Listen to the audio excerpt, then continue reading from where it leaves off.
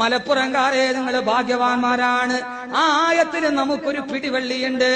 അള്ളാന്റെ റസൂൽ ആയത്ത് ഓതിയപ്പോ സഹാബത്തിനോട് പറഞ്ഞ സഹാബ കുല്ലു സബബിൻ വനസബിൻ മുൻഗതിഉൻ യൗമൽ ഖിയാമ.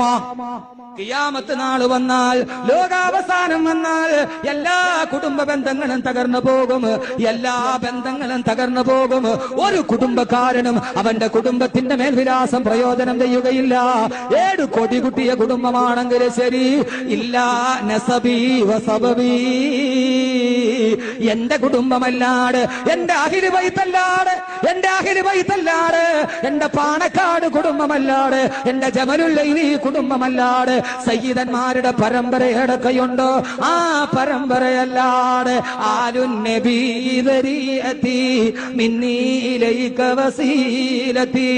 7 കുടുംബ ബന്ധം തകർന്നാലും തകരില്ല സഹോദരങ്ങളെ റസൂലുള്ളാഹിയുടെ കുടുംബ ബന്ധം. അതുകൊണ്ട് സഹോദരങ്ങളെ, അഹ്മദ് കബീർ ഈ പാരാവാരത്തോട് പറഞ്ഞു, ആര് തകർക്കാൻ ശ്രമിച്ചാലും തകരില്ല സഹോദരങ്ങളെ. പാണക്കാടുമായിട്ടുള്ള ബന്ധം, ജമലുല്ലൈലിയുമായിട്ടുള്ള ബന്ധം, സയ്യിദന്മാരുമായുള്ള ബന്ധം, അത് ദുനിയാവിനെ മോഹിച്ചിട്ടല്ല. വല്ലാഹി എന്നെ പടച്ച എന്റെ റബ്ബിനെ സത്യം, അത് ദുനിയാവിന്റെ ഒരു അപ്പക്കശനത്തിനല്ല, അത് ആഖിറത്തിന്റെ ഒരു തുള്ളി വെള്ളത്തിനാണ്.